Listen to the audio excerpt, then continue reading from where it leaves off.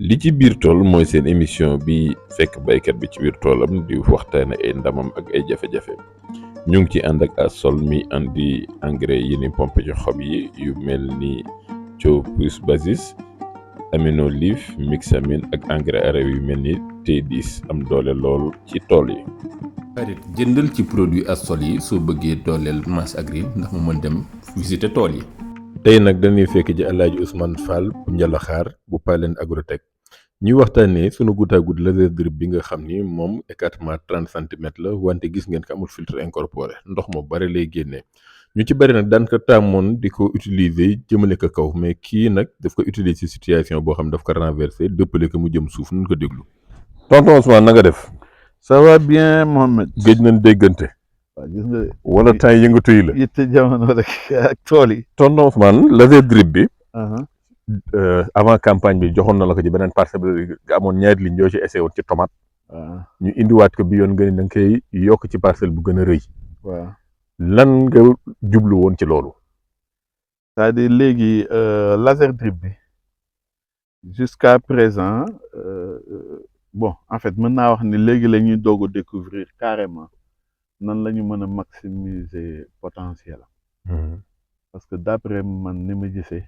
même fii dafa am lu manqué ci niñ ko utiliser parce que li muy indi ci ndox dafa soxla pression bu bëri pour que lépp mën a homogène te léegi bu fekkee da nga bëgg bon am temps irrigation boo maîtriser nga xam ne du yokk say coût de production il faut que nga rester ci tranche horaire yi nga daan def avant ak beneen kii goutte à goutte bi tranche horaire yooyu nu mu demee woon. bon bële par exemple on faisait 1h45 pour mën a arroser tool bi. surface boobu ñaar nga doon def.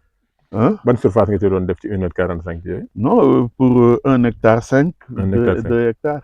d'accord boobu goutte à goutte classique bi nga doon def. boobu goutte à goutte classique bi la. goutte à goutte classique bi boobu généralement goutteur bi dañ koy tourner mu jëm ci kaw. mooy goutteur bi. waaw donc laser drip bi tamit. ci njëlbeen dañ ko daan wëlbati mu jëm ci kaw. mais yow da nga ñëw wëlbati ko. mu sëgg ci suuf. lu ko waral. voilà parce que d'abord deux choses à la fois tomate bi soppul di tooy ci kaw. feuillage am di tooy sopp ko. waaw. deuxièmement aussi ñun dañu am beneen combat bu ñuy mëne fii c'est le combat contre le sel.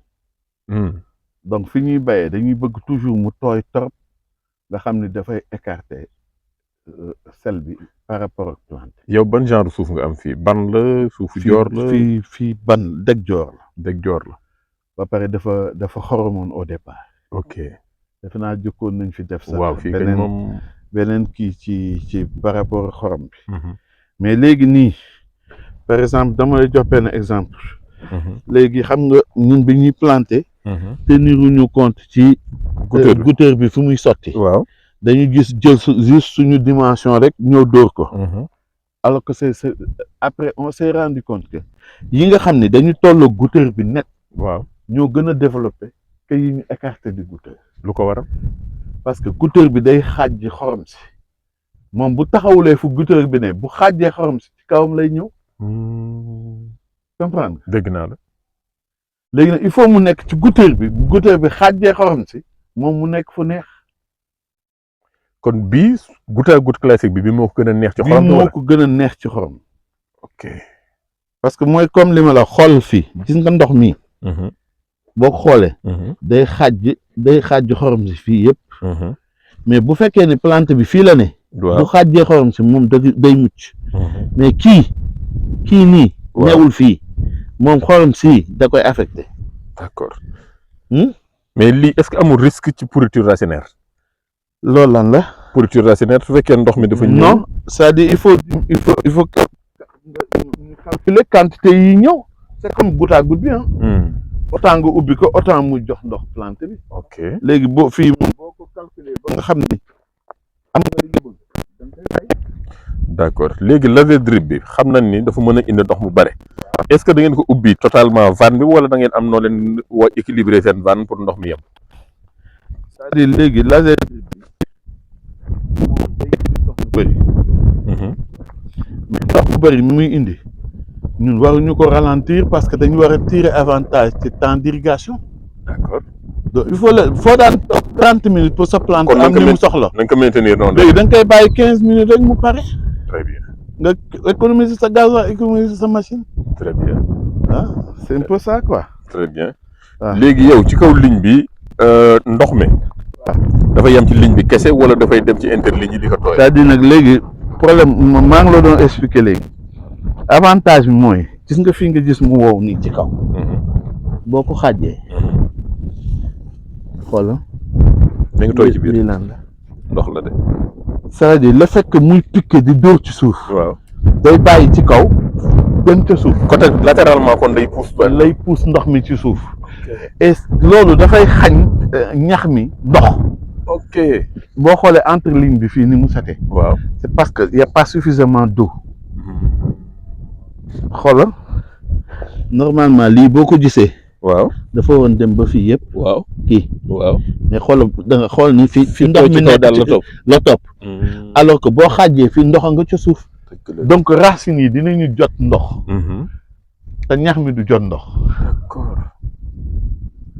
en tout donc cas dafa mel ni bulle d'eau bi fi mu ko créé. wax moo gën a nekk vertical tuuti. ubbeeku ci suuf. ca suuf. alors que ñeneen ni bulle d'eau bi ci kaw lay. kaw lay tàmbali. commencé xaju lépp profité ci. ok. en tout cas c'est mon. moom daal jubóo nga ak moom. loolu sama observation la. ok. Hein? ok léegi. boo xoolal li ma la doon wax nga xool bii développement am. c'est parce que gis nga l'eau est là. fii la ndox mi nekk. waaw. donc dafay xaaj xorom si mu dem. moom amul benn problème mu xorom nii. parce que dafa taxaw fi ndox miy wàccee. mu jëlee ko foofu. voilà kay donc ndox mi da koy xaajal même bii boo xoolee boo ko xooloon ci suuf. waaw. moom dafa taxaw fii fi ndox mi wàccee. dégg naa la. beneen affaire bi. waaw. bii moom yaa ngi ciy injecté engrais yi wala nooy doxalee yow. non non c'est-à-dire bii xam nga vitesse bi muy ñëwee nii di jam ci suuf. waaw. boo si defee engrais bi da koy noonu mu yóbboo bulle ba ca suuf. waaw. foofu la yóbbu engrais bi. ok. et peut-être plante bi bu dayee nii dana ci profité. waaw. mais bu dee jeune plant yi. engrais bi dafa leen di teel a rëcc xam nga. waaw. donc moo tax ñun engrais bi dañ koy def ci pompe ñëw pomper pied par pied. ok. dégg naa engrais soluble yëpp noonu lañ koy def. soluble yëpp ban dose nga koy calculer yow pour 16 litres. par exemple fii c'est par exemple bu ñu nee 4 kilos à l'hectare. waaw. fii 0,30 la on met 1 kilo. kon concentré bi lay ñëwee ci kaw gàncax gi ci taatu gàncax gi. taatu gàncax gi. rek ndox mi après li ci def. ndox mi di doxal ko doxal ko. très bien. donc balaa muy traverser plante système racinaire. dina fekk plante bi jël li mu soxla. kon fii à peu près ñaata pulvérisateur nga fi def kon à l'hectare. fii waaw. non fii ça prend 2 pulvées. 2 pulvées rek. waaw. ok. dama yaakaaroon dina ëpp loolu. non non ça prend 2 pulvées lañ koy pulvériser. kooku xam-xam bu bees la. léegi ñun dinañ jaaraat après pour période bi nga xam ne mi ngi nekk ci fructification bi. waaw mën ko gën a suivre incha allah. tonton Ousmane. waaw. mais man ba léegi affaire u ñax mi man intéressé na ma fii ñax mi nu mu demee noonu parce que parcelles yi généralement da daan bari ñax. waaw xam nga c'est un peu logique. parce que en fait comme ni ma la expliqué ñax. dafa am maturation bu muy yegg doog a am ay graines. graines yooyu ñuy repousser waat. waaw. comprendre. léegi su fekkee ni yow da nga jël sa tool pendant au moins 2 ans ou une longue période. xam ni balaa ñax mi yegg ci focc rek nga dindi ko. waaw. mais dootoo am graine. à la longue. da nga koy xañ. da nga koy xañ. ok. peut-être di nga am ay résidus nag du ñàkk parce que boo doxee sax ci mbedd mi di nga indaale benn graine wala. léegi ñun dañu gis yow sa parcelle yi ngay indi fumier bu bare. à peu près yow nooy organiser sa fii parce que ñu bari njalaxaar ndax soo nee njalaxaar rek pour ñoom xorom la fii kenn mënu fi def dara. waaw ça fait en fait di nga am xorom. tu as la garantie que kenn mosu ko jëfandikoo. donc doole suuf si yëpp ma nga fa. benn problème nga am. mooy dindi xorom si jot doole suuf si. ok. te dindi xorom moo gën yomb jox suuf doole. dégg mu baax li nga wax. man ni dindi xorom. waaw. moo gën yomb nga fekk suuf su pauvre nga jox ko doole. waaw. parce que suuf su pauvre bis bu ne yaa ngi ci engrais bis bu ne yaa ngi ci tos. waaw. d'accord nga ak man. maa ngi lay dégg bu baax d'accord. alors que xorom si boo ko dindee benn yoon day day. waaw. dégg naa la. waaw. dégg naa la. en tout cas loolu mooy sama logique. ok. bon donc nous on a remarqué que ici fépp fu ñu combattre xorom si ba mu dañ. lu ñu fa def ci fumier. wala ñu def ko ci def ko ci engrais. campagne bi yëpp dina feeñ ci gàncax goo fa def. gàncax yi day am rendement. day moom foo ko teg mu dem. kon léegi yow fumier à peu près ñaata sac ngay indi. lii rek avant-hier rek stock bi ñu indi 1000 sacs la fii sur la campagne c'est 2000 sacs. 2000 sacs à l'hectare wala 1000 sacs à l'hectare. 1000 sacs à l'hectare chaque année. waaw ok 1000 sacs à l'hectare. loolu xaalis bu bari la de. 1000 sacs à l'hectare c'est 700 000 c'est 700 000. ok.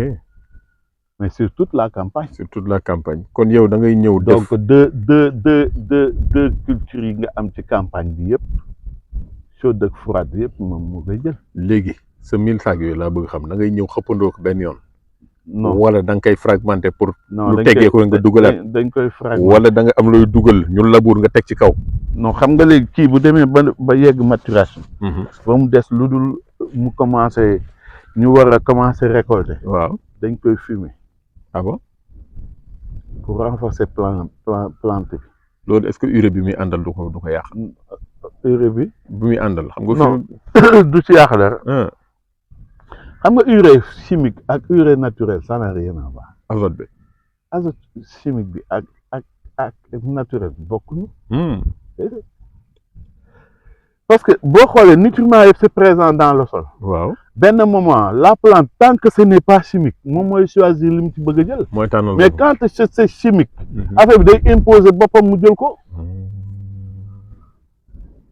parce que ñun ñooy def ay biostimulants. waaw bu ñu defee biostimulant on le force. dafa mel nag koo fekk mu toog ni su naa nga ni ko non non dama lay gaver pour nga gën a gaaw mag. waaw. ok mais boo mënoo ko gaver ba pare ni lii lay lekk par jour. comment. alors que fii si tu le mets à disposition c'est naturel. waaw moom moo ciy jël li mu soxlawul daf fay des. d'accord. am kon yow daal na ngay recréer stock bi en permanence rek bàyyi ko fa. voilà. maanaam naan kër gi. da nga jël dafa am ñaari façon fumier. fumier bu nekk poudre ak fumier doñ bokkuñu. waaw. c'est-à-dire fin bi nii. buñ ci defee bu am poudre day yàq mbay mi. par exemple lu mel ne fumier xar. bu nekk doñ ngay def ci fin bi. d'accord balaa muy décomposer plante bi pare. d'accord mais balaa nga fay jëmbataat. ak action boo def ci sol bi da nga koy intégrer waat moom mu jël plante bi. mooy na nga koy labourer wala mu dugg ci biir wala. waaw boo offseté mu dugg boo loo def mu dugg. ok boo defee poquet mu dugg. d'accord bu ko defee moom après doo. léegi après yow nga tegalaat ko beneen couverture rek pare nga. d'accord. am nga fond. am nga fond parce que fond bi mooy li ñu mujj def ci parcelle bi avant ñuy dindi li fi nekk. waaw. mais bu ñu dellu see couverture rek la ñuy teg. ok. léegi apport engrais lu ñu ci am rek. presque daf ñuy doy. d'accord. leer na. bon. leer na. c'est le bleu qui parle. jërëjëf. sama maam ma waxoon gis naa